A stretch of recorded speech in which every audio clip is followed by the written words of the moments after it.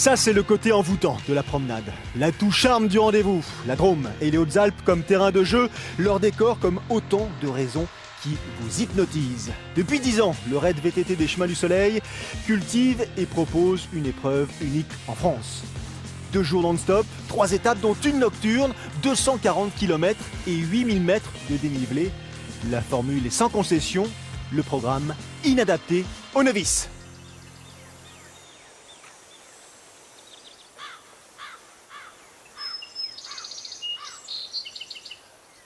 Luz-la-Croix-Haute-Saillant, 80 km et un peu de dénivelé pour détendre l'atmosphère. Ils ont le sourire. Pour cela, il n'était pas question de rater le rendez-vous. 10 bougies, ça se fête. Non, effectivement, donc c'est le 10e anniversaire, donc forcément un moment un peu spécial. Beaucoup de bonheur pour nous tous, l'organisation, et puis que cette épreuve en soit où elle en soit, qu'on ait beaucoup de monde, beaucoup de succès, et que l'épreuve plaise toujours autant. Depuis 3 ans, on a effectivement de très très bons coureurs qui viennent du VTT marathon extrême, ou marathon tout court, puisque cette année on a Thomas Ditch, ancien champion du monde, double vainqueur de la Coupe du Monde, double vainqueur du Rock d'Azur, 5 ou 6 fois je crois champion de France. Donc voilà, il sera au départ effectivement de cette édition, donc ça montre bien l'évolution et le fait que maintenant on a des plateaux mixtes côté Raid Multi et côté marathon X-Country VTT. Je connais pas bien cette région, donc c'est un bon moyen de la découvrir. Et puis le fait de courir avec Jérémy, avec qui j'ai commencé un petit peu mes premiers tours de roue en fait, à VTT il y a une dizaine d'années. Voilà, ça me faisait plaisir de rouler avec lui, donc non, une belle expérience en perspective. Je connais le coin, c'est super, donc on va, comme dit, se faire plaisir. Le résultat va être peut-être délicat par rapport aux différences de niveau entre nous deux, donc il va devoir un petit peu m'attendre. On va faire notre mieux, quoi. Les Chemins du Soleil, c'est une belle course. Ça permet pour nous qui faisons du raid de nous entraîner sur des étapes qui s'enchaînent. Et puis c'est la première fois que je cours en mixte avec Elisabeth qui a aussi gagné. Donc l'objectif c'est de faire plaisir et de faire une belle course. On a connu des départs plus festifs, plus bruyants aussi. C'est une joie intérieure en fait.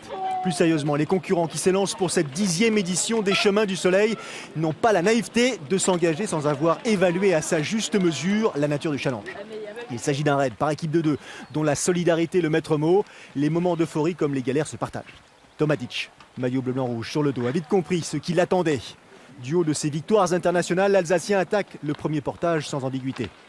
Depuis le 10 avril et son retour d'Afrique du Sud où il a disputé la fameuse Cape Epic, Tom a fait du jus. Ils sont 63 à avoir quitté Luz-la-Croix-Haute. Ce 19 mai à 8h, 63 couples qui ont misé sur l'entente, la complémentarité et un minimum de mauvaises surprises.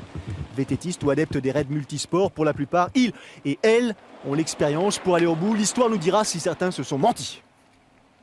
Kilomètre 15, 14 secondes de retard, autant dire rien quand on sait à quoi s'attendre. Laurent Brossard et Brice Epailly, les deux gars solides sur pneus à crampons, ont choisi les Chemins du Soleil comme épreuve de préparation à leur prochain challenge. Les deux coéquipiers ont rapidement compris qu'il était inutile de se griller trop tôt et que la première bosse allait calmer les plus enthousiastes. 2740 mètres de dénivelé positif sur 80 km, ils ne vont pas tarder à se présenter à tous.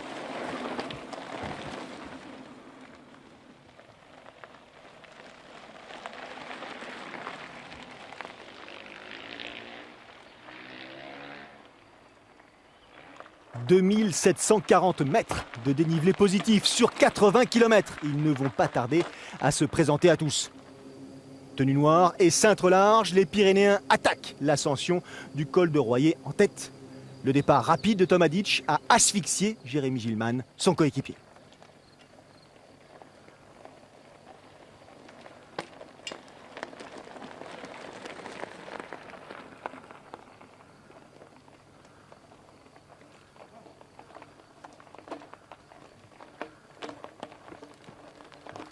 C'est super beau.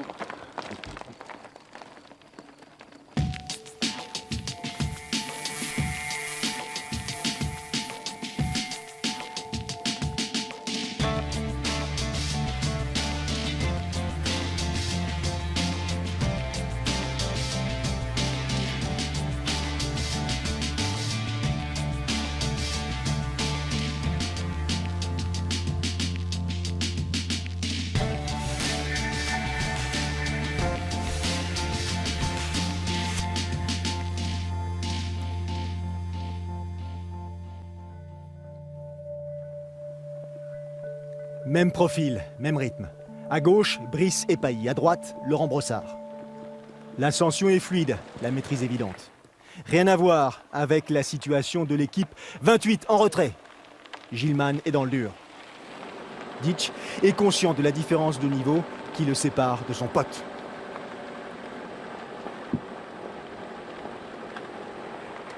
Directement inspiré des attitudes adoptées, en raid multisport, la technique est nettement plus efficace. Un lien souple entre le tube de selle de l'un et la potence de l'autre, et la traction fait le reste.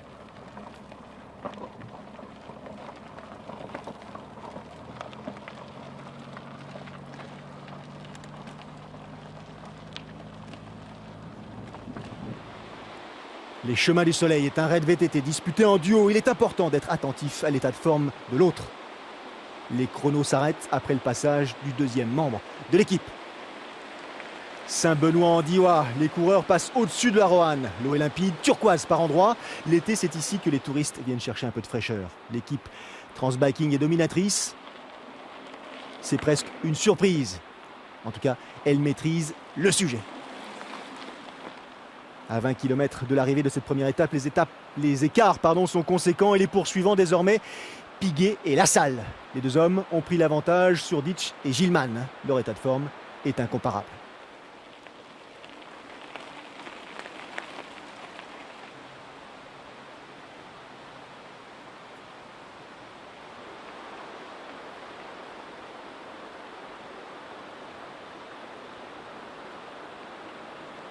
Derrière, ça cravache pour rester sur la tête de course. Deux équipes s'entendent pour maintenir le rythme. Le regard sur la roue avant et le palpitant à haut régime. Laurent Brossard et Brice et Pailly progressent à la même hauteur. Aucun signe extérieur de fatigue. Les Pyrénéens assomment leurs adversaires. Johan Piguet, lunettes sur le nez. Et Jérôme Lassalle, dans sa roue, n'ont pas repris une seconde au leader dans la double ascension des cols du Perrier et de l'Espenel. 5 km dans la chaleur avec une pente moyenne à 12% et un passage à 23%. De quoi fragiliser un peu plus la troisième position de l'équipe Ditch-Gilman.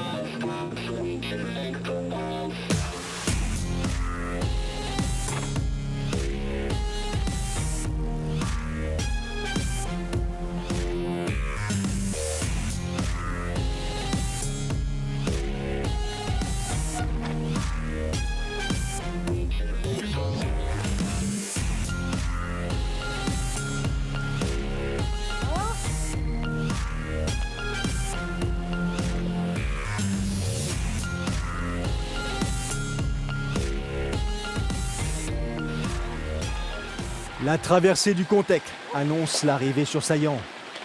La descente jusqu'ici a sévèrement sollicité les squelettes. La fatigue est très présente et la lucidité parfois très discrète.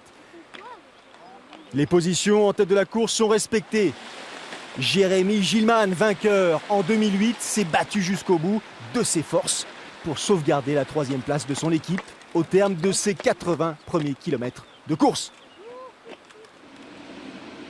Arrivée silencieuse, mais à la première place, Laurent Brossard, tout sourire et Brice et Pailly remportent cette première étape devant Johan Piguet et Jérôme Lassalle.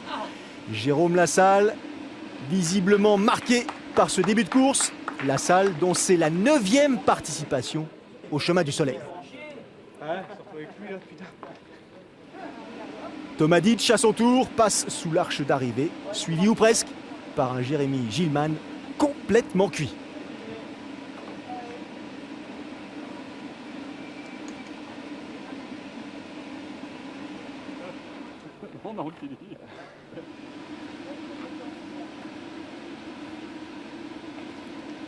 Le classement de ce premier tronçon, des 3 au programme, les écarts, la victoire donc pour Pailly Brossard. Sinon on s'est régalé, hein. Surtout dans la dernière descente. On pensait que ça serait plus long et que ça serait moins rapide. Finalement il y a eu des grosses moyennes. Bon, et nous on n'est peut-être pas adaptés pour ce genre d'effort, mais bon on est devant donc on va pas se plaindre. Alors, physiquement et techniquement c'est du pur VTT en fait, hein. On a 80 km avec pratiquement 3000 mètres de dénivelé, donc c'est vraiment une étape dure quoi, vraiment ouais, dure. Non, aujourd'hui je me suis vraiment fait plaisir Et c'est pas toujours le cas sur les courses de VTT. Généralement, il y a plus de chemins roulants et où il faut vraiment envoyer. Là, aujourd'hui, il y avait vraiment du ludique, des paysages magnifiques. Et en plus, on a pris le soleil, donc non, c'était le top, hein.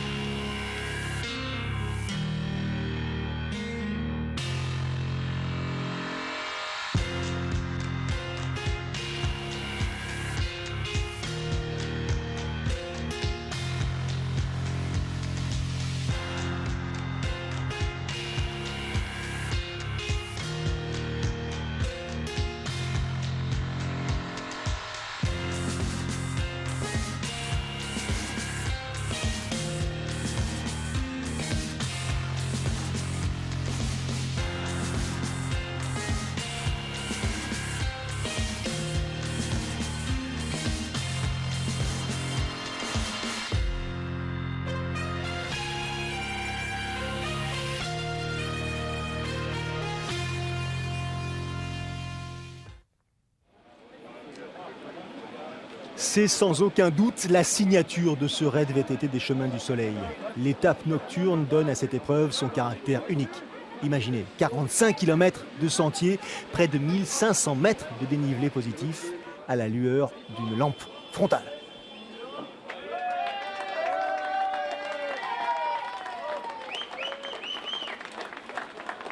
Il y a 10 ans, lorsqu'Hervé Simon a créé cet enchaînement rare, étaient ceux qui avaient imaginé la pratique du VTT de nuit. Seuls les quelques adeptes des raids multisports avaient goûté à la chose. Marc Balaskovic et Julien Breté, premier équipage consacré en 2003, étaient évidemment de ceux-là. Balaskovic, Breté, comme tous les anciens vainqueurs des Chemins du Soleil, à 2 exceptions près, ont d'ailleurs été conviés à animer cette 10e édition. Une lampe sur le casque, une autre sur le cadre. Pour les plus richement équipés, la caravane des Lucioles entame la 2e étape de la journée. À l'absence de lumière s'ajoute l'addition des kilomètres. Les plus rapides ont couvert la première étape en 5 heures. Les derniers arrivés ont mis près du double de temps.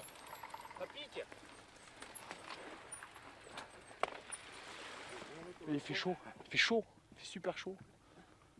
Allez, on va se mouiller, on va se rafraîchir. Départ à 21h30 de Saillant. Il y avait quelques jambes lourdes au moment de donner les premiers coups de pédale. L'organisateur a prévenu, ce n'est pas parce qu'elle se dispute de nuit que l'étape est plus accessible. Techniquement, elle est aussi difficile que les 2 autres. Les concurrents sont prévenus, il faudra faire preuve d'une attention extrême. Certaines portions descendantes promettent d'être très engagées. Les petits groupes se forment pour plus de confort. On partage la difficulté du moment. On se relaie pour ouvrir la piste en quelque sorte. L'effort de concentration n'est pas le même lorsqu'on est derrière celui qui ouvre.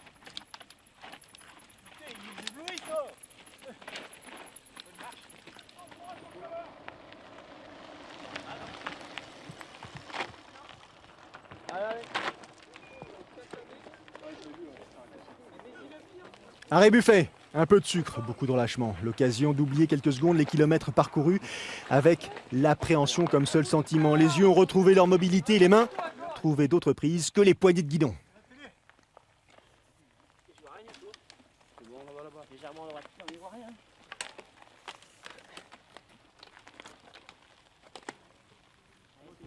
Bravo, bravo.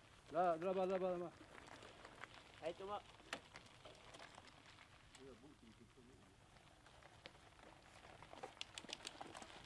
Allez, bravo.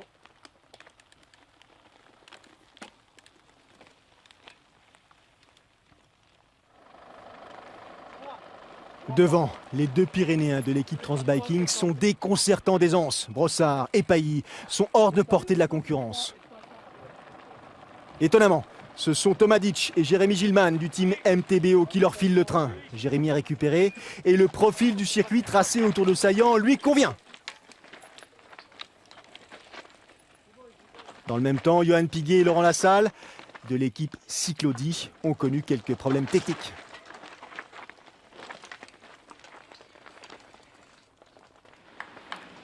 « 3 heures et une poignée de secondes, c'est le temps mis par les 2 premières équipes pour en terminer avec la fameuse étape nocturne.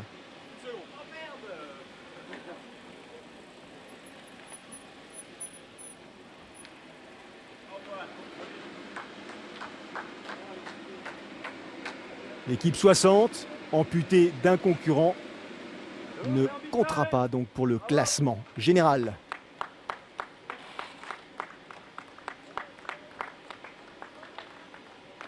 À l'arrivée de cette deuxième étape, c'est le temps réalisé par l'équipe 11 qui importe. Piguet, Lassalle comptait 5 minutes 25 d'avance sur Ditch et Gilman.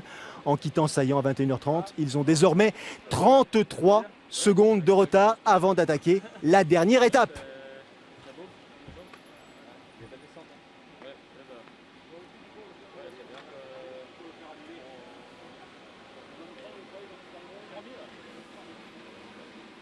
Bah, pour moi, ça s'est plutôt bien passé. On a fait un départ plutôt prudent en fait. Et puis après, on est bien remonté. Ouais, je suis content, c'est la première fois que je fais une étape de nuit comme ça avec pas mal de lampes sur le casque, sur le vélo.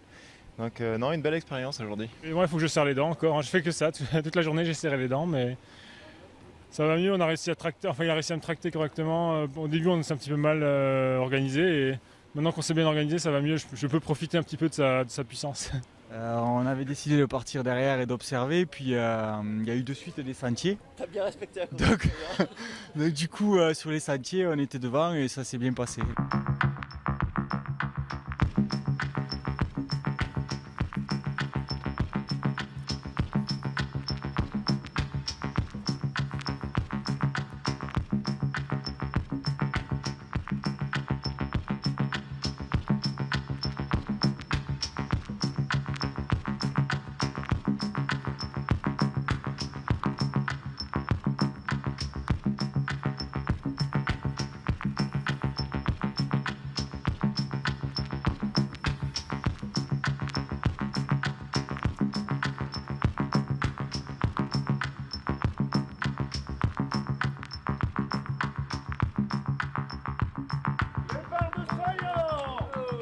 « 7h30, dimanche 20 mai. Le petit-déj est déjà loin et le départ de la troisième étape vient d'être donné depuis Saillant. Les maigres heures de sommeil n'ont pas suffi à gommer les 125 km effectués la veille. Le raid VTT des Chemins du Soleil est fidèle à sa jeune histoire, unique en France, âpre mais complet, 6 mois avant l'heure. Saillant, Dieu le fit. 59 km, 1900 mètres de dénivelé. Sur les 63 équipes engagées, 7 ont abandonné. A priori, la dernière étape ne devrait pas remettre en cause le leadership de l'équipe pyrénéenne Transbiking. Laurent Brossard et Brice Epaille n'ont qu'une seule contrainte, ne pas prendre de risques, c'est à leur portée. Pour Thomas Ditch en bleu, blanc, rouge et Jérémy Gilman, ce n'est pas la même chanson. Les deux équipiers possèdent 30 secondes d'avance sur Johan Piguet et Jérôme Lassalle. L'ordre sur le podium d'arrivée est loin d'être acquis.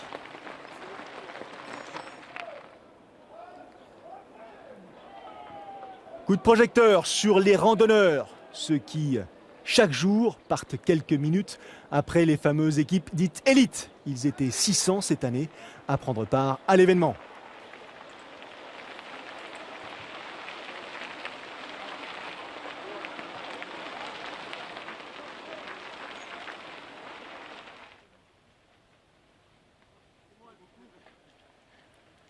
Atmosphère conviviale au sein du groupe de tête. Sur le chemin roulant qui conduit au balcon de la Drôme, le trio de tête au classement général progresse gentiment. Gentiment, façon de parler, le rythme imposé par les leaders ne fait pas forcément l'unanimité.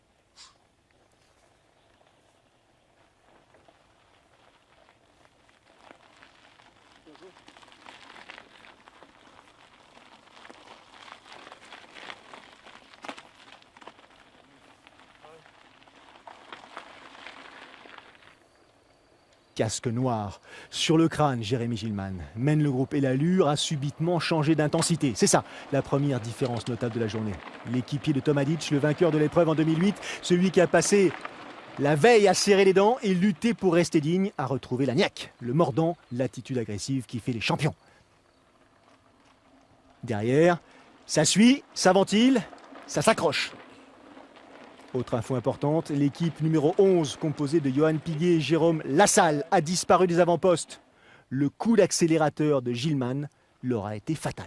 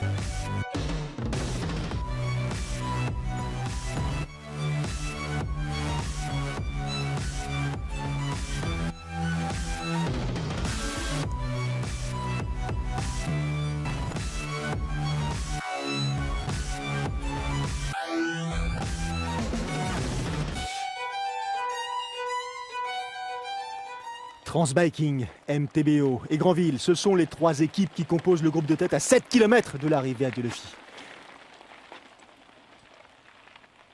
Les rouges et blancs de l'équipe Cyclo-10 ont plus de 3 minutes de retard. La lutte pour la 2e place au classement général n'est plus d'actualité, semble-t-il, d'autant que l'état de forme de Jérôme Lassalle est sans ambiguïté. Johan Piguet prépare la fameuse corde de traction. Il faut impérativement limiter l'écart avec les équipes de devant, parce que le risque, c'est désormais de voir le podium leur échapper. Les Granvillais, qui ont ouvert la route, sont encore à 8 minutes derrière les Diois au classement général. L'avantage est conséquent, certes, mais l'état de fatigue de Jérôme Lassalle est-il seulement passager? La 3e et dernière étape de ces chemins du soleil a l'habitude de réserver quelques surprises. Le temps de récupération entre les sections est très bref. Et généralement, les organismes sollicités tôt dans la course souffrent énormément le dernier jour. Voilà, attention.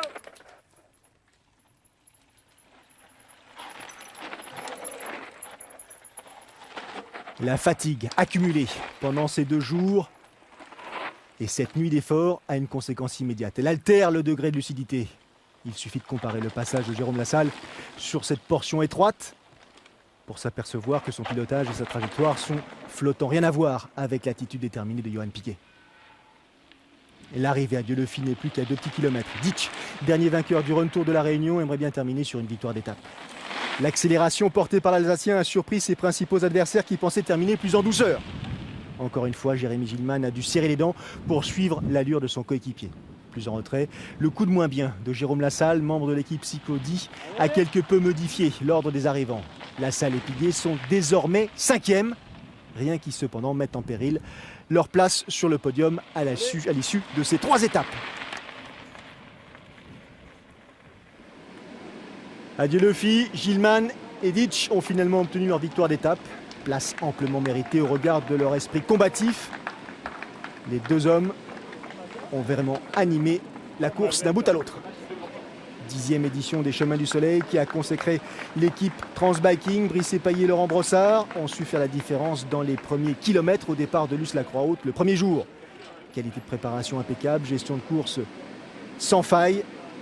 Impossible pour les concurrents de contrer leur situation de leader. Au cœur de la Drôme provençale, les Chemins du Soleil accueillent ses héros. Une fois de plus, la nature de l'épreuve organisée par Hervé Simon a fait l'unanimité parmi les concurrents. Raid VTT par équipe de 2, qui est devenu l'un des plus redoutés au plan européen. Confirmation et victoire donc pour Brice Epaillé et Laurent Brossard.